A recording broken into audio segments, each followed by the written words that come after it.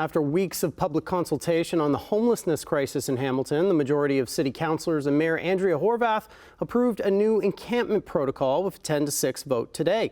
The plan includes so-called tiny shelters in one neighbourhood, and a lot of residents say they're not happy with the idea. Eric Vianu reports. But we are taking accountability, we're taking responsibility, and I'm grateful that at least one level of government, at least in Hamilton, we're saying, no, we won't blame someone else. We're going to start taking action. 6 councillors opposed the protocol, citing multiple concerns. I fear that the 11-day timeline proposed for the enforcement of the bylaws will result in so many tents and parks across the city that bylaw enforcement will not have the staff to enforce these radial separations, and that our housing teams and social navigators will not be able to keep up. We cannot deny the drug addiction, the garbage, the needle, everything else that comes with encampment in parks. In one area of the city, tents may soon be replaced by tiny homes with the approval of a 2-year tiny shelter pilot program run by the Hamilton Alliance for Tiny Shelters. Now, the protocol includes recommendations to add up to 25 tiny shelters along Strawn Street here in the city's north end. Right now, there are tents lining the street. They go all the way down to Bay Street. I spoke to some people who live in the area, and majority of them tell me that they have concerns, and they're actually not for these tiny shelters to be here, but they were reluctant to go on camera.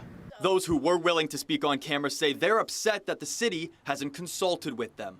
I don't think it's an ideal location, and I don't really think that they truly listen to what the residents. This is a situation where we're concerned that the amount of thefts that have been going on, the fact that some of my neighbors have been stepping in human feces. Yes, we want to help our homeless population, but we need to keep in mind the needs of the North End as well. At City Hall today, the councillor for the area, Cameron Crutch, said his office has been receiving multiple threats because of the tiny shelter pilot. There have been some messages and voicemails left and social media posts which have been really turning the dial up in terms of violence against people who've been deprived of housing, people who are living in encampments, and that's what I called out on social media today, saying that that's got to stop because violence is not the answer here. Crutch confirmed that consultations with residents will happen as soon as next week. I acknowledge the fact that people weren't consulted in advance of the location being chosen.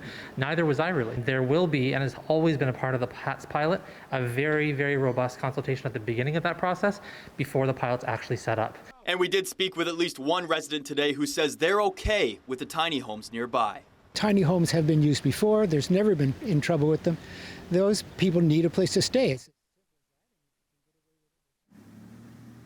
Now, representatives of the Jamesville redevelopment site, which is just right here behind me, it's right across the street from where the tiny homes would go. They're also raising concerns about not being consulted. It sent a letter to the city yesterday saying they're concerned with how the tiny shelter pilot would impact its plans to build long-term affordable housing right here. I reached out to them for comment on this, but they have yet to get back to me.